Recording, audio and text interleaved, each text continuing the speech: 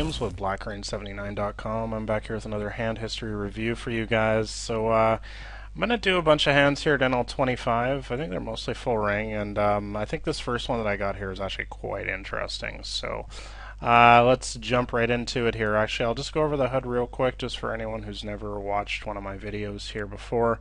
We'll use Villain88 here. As I do in all my videos, I just mask the player name because there's no reason to talk about real people in a public video like this. Villain88 I've got a sample of 4,000 hands on this player.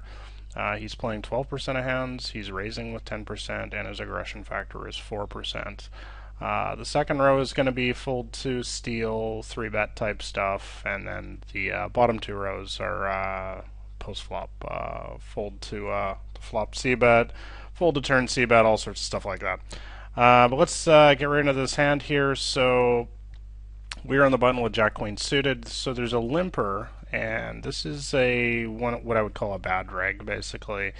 13-6, so we got quite a few hands on 1,000 hands, 1 aggression factor. So one of these kind of tight passive sort of break-even regs that you'll see in these kind of games. So this is a spot where, I mean, normally you would always be isolating against a recreational player, but it's always kind of weird when it's the reg, and especially when he limps under the gun. I think a lot of times that's kind of like a really, like about 8 years ago or something, a lot of people would always limp with their small pairs in a spot like that, and I think that's kind of what these players are doing in a spot like that. Is he's probably got something like pocket 2s up to pocket 8s or something like that. So I still think we should definitely isolate in this spot though and just take control of the pot. It gives us more ways to win after the flop by just simply making a c-bet and not having to having the initiative, making a c-bet rather than always having to make the best hand. So we do indeed bump it up to $1. Both blinds folds. I should actually mention that there are no fish or recreational players at this table at all.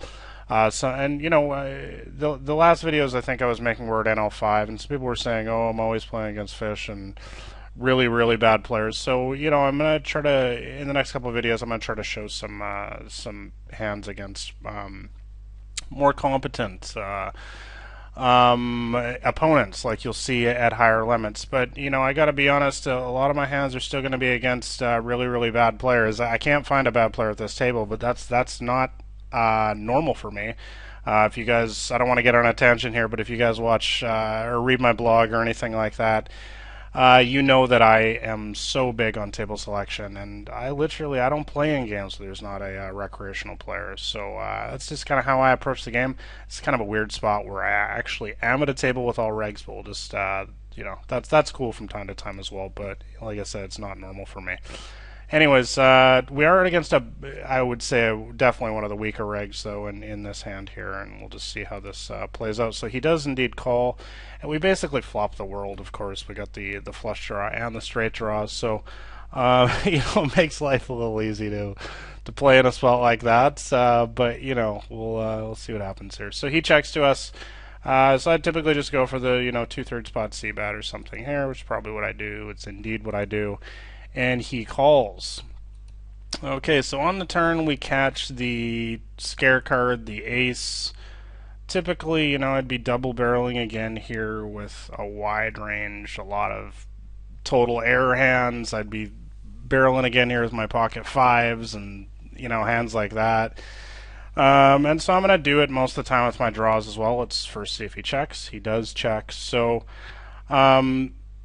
in this spot, we obviously actually only have queen high here, but we have so many outs. So I'm pretty much just going to be barreling again, and with almost my entire range in a spot like this.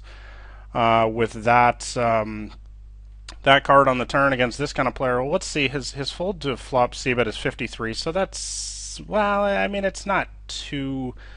That's somewhat average, I guess, but he's definitely floating a little bit more than most regs. I think a lot of regs at these stakes are folding 60 or even 70% of the time. So So that's another reason to continue here. But we have a very strong hand, of course. It's only queen high right now, but we have outs everywhere. So we do indeed make another bet, something like 2/3 of the pot, and then the unthinkable happens. He goes all in. So this is a crazy spot. I'll be interested in what you guys think in the comments below. But I have reviewed this hand, and I do believe that I made the right decision because we're in this spot. I'll just say right away that I did indeed fold. I really think we're just in a mathematical. This is just straight math spot here. We have about. I mean, we have 9 outs to the flush. And we've got 8 outs to the straight draw, but we don't want to double count the 8 of hearts and the king of hearts, so we'll say 6 outs to the straight and 9 to the flush, which makes 15 outs. But you got to understand when an extremely passive player like this, once again, 1 aggression factor, check raises all in the turn. I think one of the last hands that I think I posted a couple hands recently on YouTube where I was talking about this, were when these passive players check raise all in on the turn, they've basically always got the nuts, especially when it's a tight reg like this. So we can expect this player to show up here with, I would say, 2 pair minimum in this spot. So basically what that does with the math and our outs here is that, so we've considered, or we basically concluded, sorry, that we had 15 outs in this spot, but now we have to take away a couple of those, because if he has a set or 2 pair in this spot, like say he has ace 10 here, well, the ace of hearts is not going to do us any good on the river. The 10 of hearts is not going to do us any good on the river here. If he has pocket 2s, you know, same thing, right? The ace of hearts, the 10 of hearts is not going to do us any good. So we have to take away a couple more outs there. There's about, I mean, there's 8 cards in play here. The 2 that we just folded that were in our hand, the 4 on the board and the 2 in his hand, which makes 8. There's 52 in a deck minus the. So there's 44 unseen cards here if you're following the David Skalansky theory of poker type math here. With 44 unseen cards, we figure we've got maybe about 12 that are going to help us. Here, you don't need to be a math genius to figure out that we simply cannot call in this spot. I'm sure some people will probably take me to task in the the comments or something, but in my opinion, this is a cut and dried case. It's absolutely impossible to mathematically call here. You can't look at the strength of your hand here and go, oh my God, we've got, you know, flush outs, straight outs, everything like that. You got to realize that. Remember, we're on the turn here. This is a very different situation if we're on the flop, because we have 2 cards to come, and it could actually be a lot. The math could be a lot closer to a flip. But in this particular spot, with 1 card to come, we definitely do need to make a begrudging fold in this spot and give our tight opponent there the pot. So let me know below what you guys think of this hand. I think it was quite interesting, actually, and I just want to mention lastly that I don't think that my turn bet was bad or something. This is the sort of results orientated thinking that I try to eliminate the most as much as possible in this game. I already talked about the bet on the turn there and why it's good for so many reasons, and we can't focus on the 1 or, you know, I don't know how many percent, but the very small percentage of the time when a player like this just happens to have a huge hand and check raises us all in.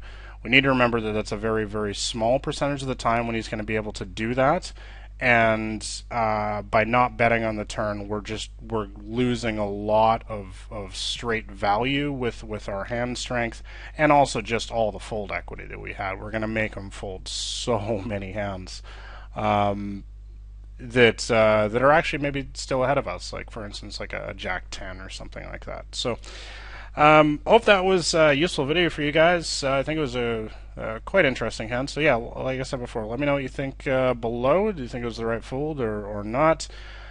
Make sure that you're subscribed to my YouTube channel below if you want to see more videos like this. And once again, go check out my website, blackrain79.com, for weekly strategy articles on how to crush the micros. Thanks a lot for watching, guys. This has been Nathan Williams with blackrain79.com.